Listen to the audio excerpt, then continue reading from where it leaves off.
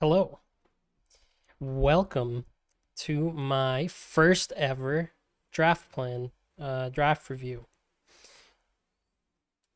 I guess I'll start by going over like what what this is, and then we'll just go through everything that I picked and kind of give my reasoning for it and talk about it a little bit. So I am a first-time draft league player. I have never done a draft league before now. I've never drafted a team until now, so this was my first experience with this. It was a lot of fun. It was pretty stressful, but it was a good time. So I think I have some pretty good stuff going on here. Obviously, I'm not gonna know until I actually start playing games, but I don't know. I don't have super lofty goals since this is my first go, but um, yeah, I mean, we're gonna do our best. We're gonna try to have fun. We're gonna see how it goes. So I am. I don't like to call myself Sora. I don't call myself that, but that's what I go by. You can call me Tyler.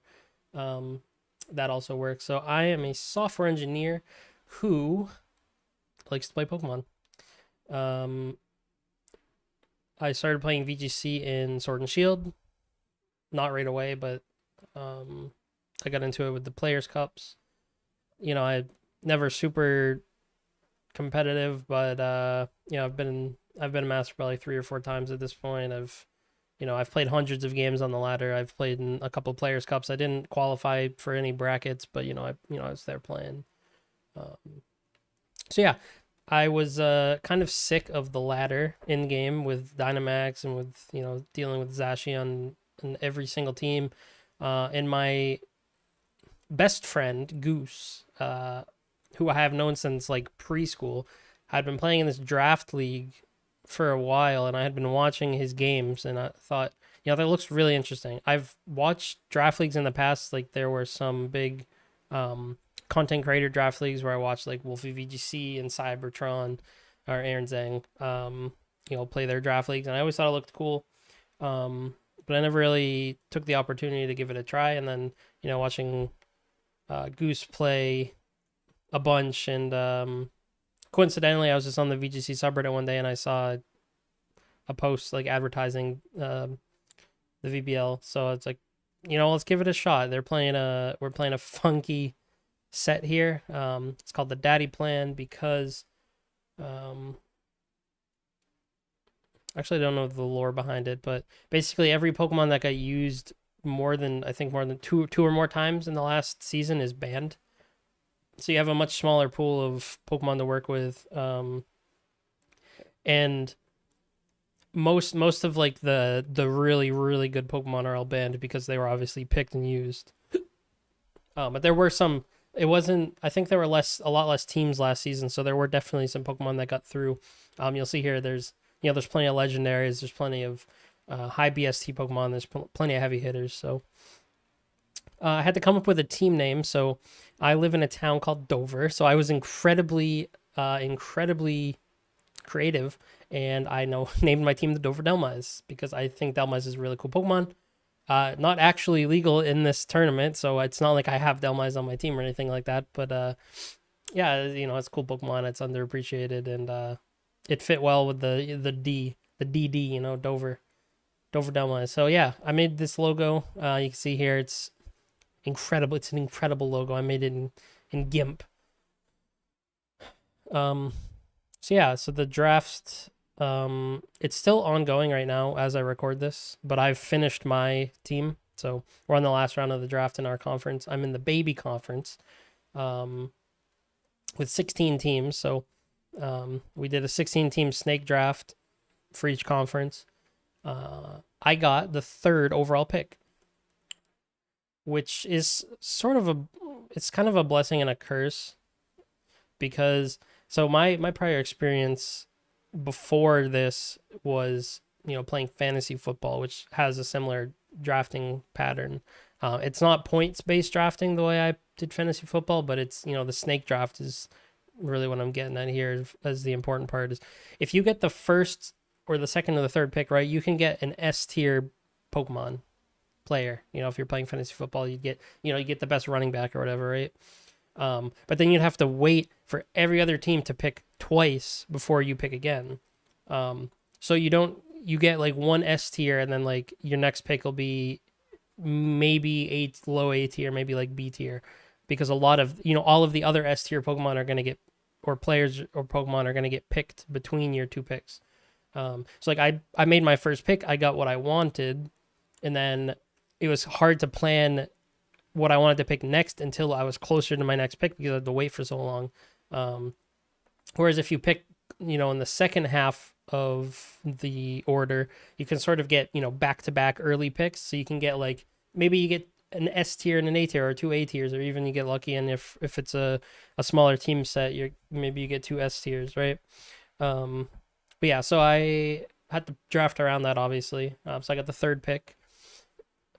And going into it, oh, by the way, I'm using this this sheet. It is a sheet that I got from Goose. I believe it's very commonly used for draft leagues. I believe it was created by Ballhawk. It's sick. I've somewhat modified it to only include the Pokemon that are legal in the format. But that's it. Everything else is the same. And that was just so that I could look at, like what's the fastest Pokemon in the format without having to double check who's legal and who wasn't. So yeah, this was a fantastic resource. I don't think I could have, gotten through the draft without it. I definitely would have probably had a much worse draft if I didn't have this. So thanks to Ballhawk for building this, and Goose for sending it over to me. So we're just gonna go through. I don't want to take too long to do this, and I don't want to go too deep into each Pokemon because I don't want to reveal every idea I have for every member of the group here. But my mindset going to this was, I'm not quite winging it, but I wanted to just see what I could do. I wanted to. This is a challenge to myself to do something new, and hopefully it goes somewhat well. So with the third pick, I was really thinking about different support Pokemon, and to me, there were two Pokemon that stood out as what I would call the best supports available, and that would be Porygon 2, which I didn't pick, and Thundurus, who I got for... Oh, I forgot something. So the draft, we have to pick 11 Pokemon, and we have a budget of 95 points. Every Pokemon has points associated to them. The higher tier of the Pokemon, the more points they cost. It's not super important for going over the Pokemon I have, but it's just something to keep in mind. Is like I had to keep, we have to draft within a budget, so you can't just draft a bunch of 16 pointers. Not that there are any of them. But yeah, so my first pick was Thundurus, specifically Thundurus Incarnate. I looked at this Pokemon and I said, okay, it's a very interesting Pokemon because it can be full offense or full support, and it can do both of those things pretty well. I think in a non-Dynamax format, it probably won't be as good offensively because when you run Defiant, you have to be physical, and your physical flying stab options are really bad. I think you only have Fly, and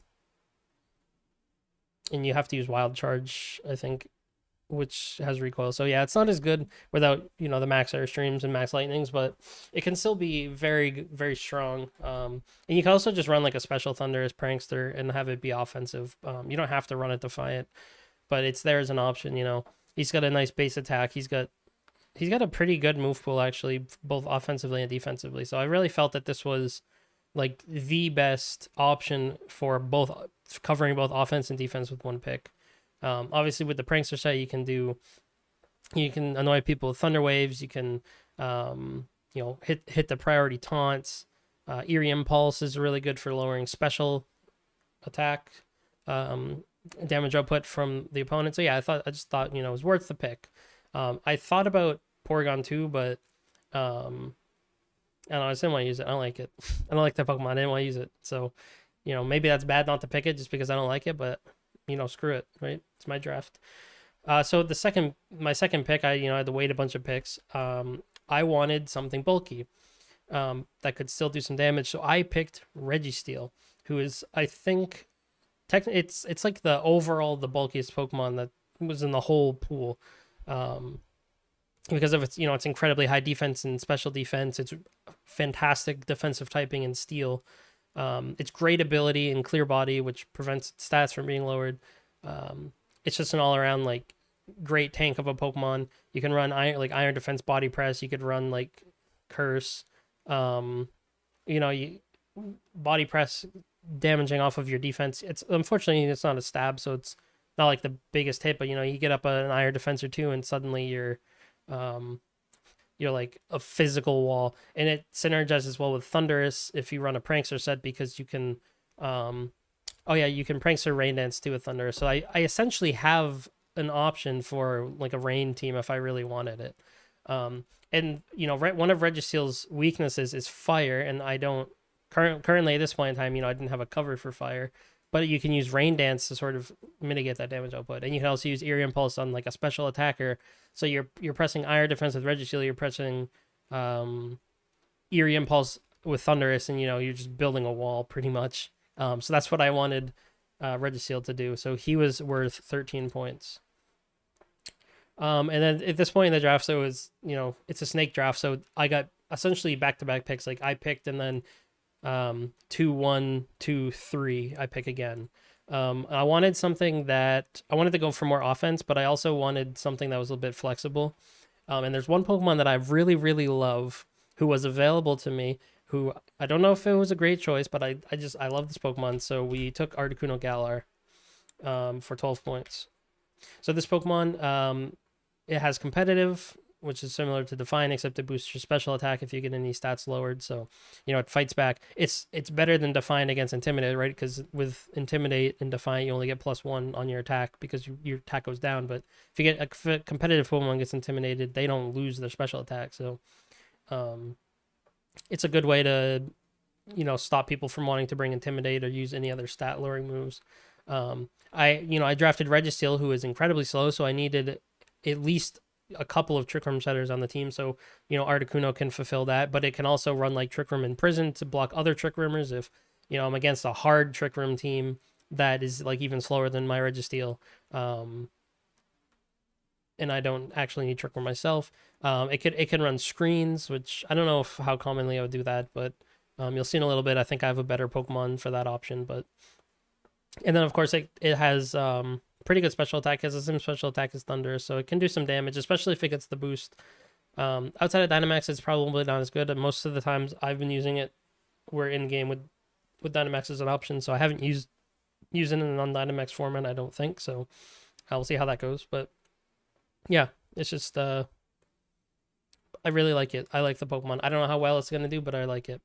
So for my fourth pick, I decided to get a little funky, and I took Crawdaunt for 10 points. So Crawdaunt is a very scary physical threat with adaptability. So its attacks will do a lot of damage.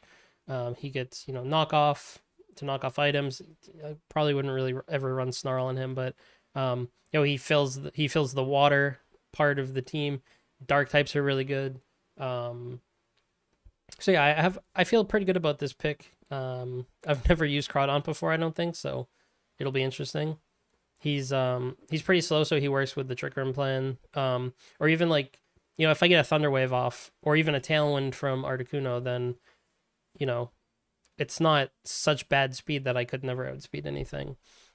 He's not especially bulky, but that's where Thunders can come in with the Eerie Impulse to help.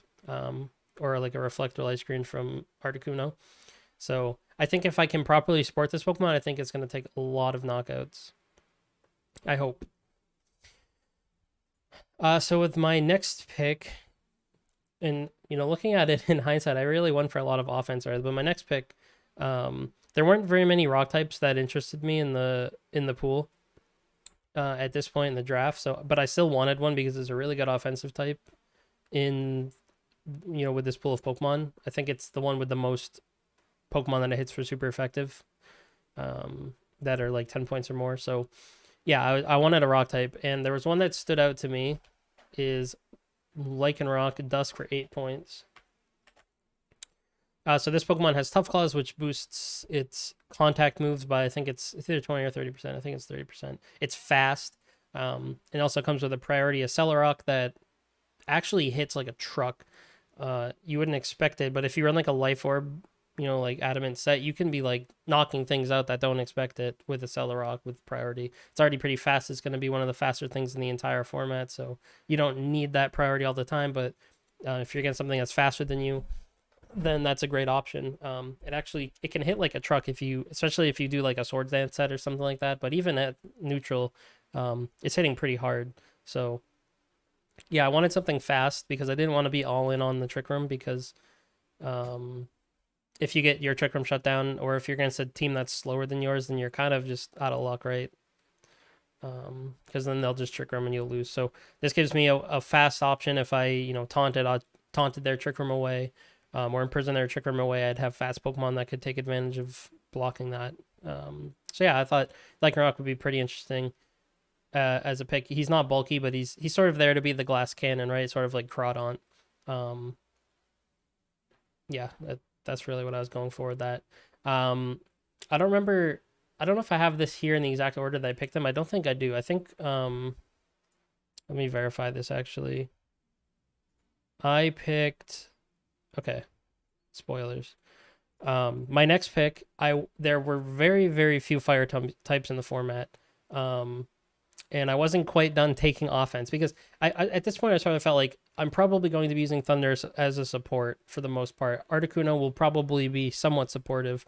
I had a plan for what I wanted my like real Trick Room setter support Pokemon to be that wasn't Porygon 2 because I didn't pick it, but we'll get to that.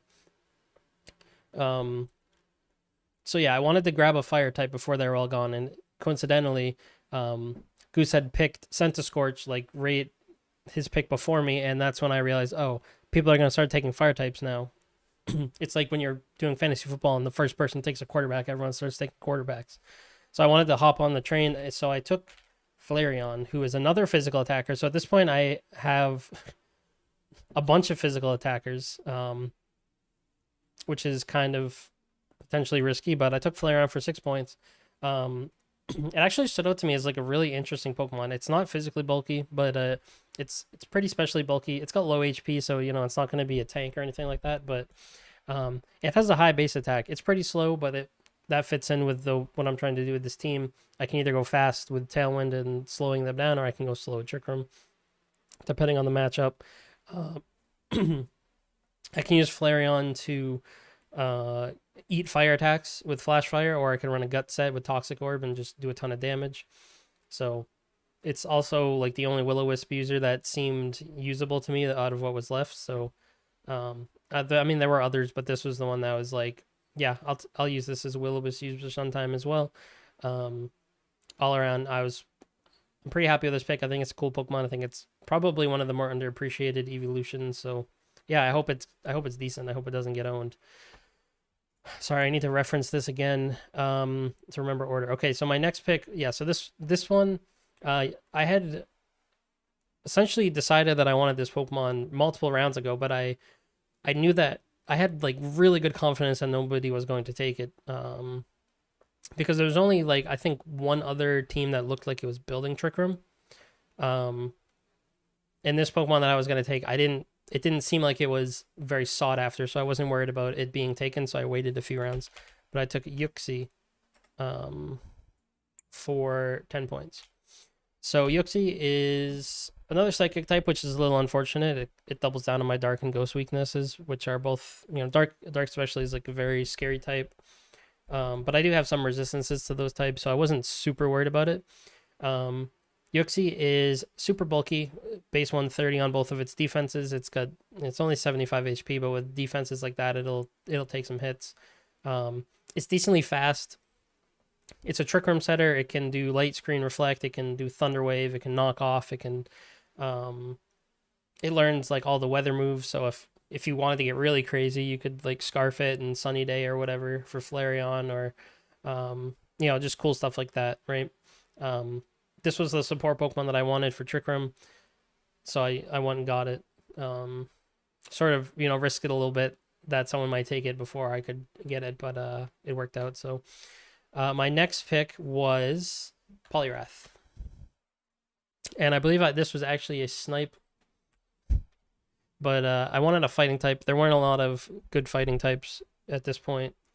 Um, Poliwrath kind of its stats aren't great, right? I mean, it's got a 510 BST, which is higher than like Lycanroc and Crawdaunt, but its stats are like evenly distributed, so it's not super good at any one thing.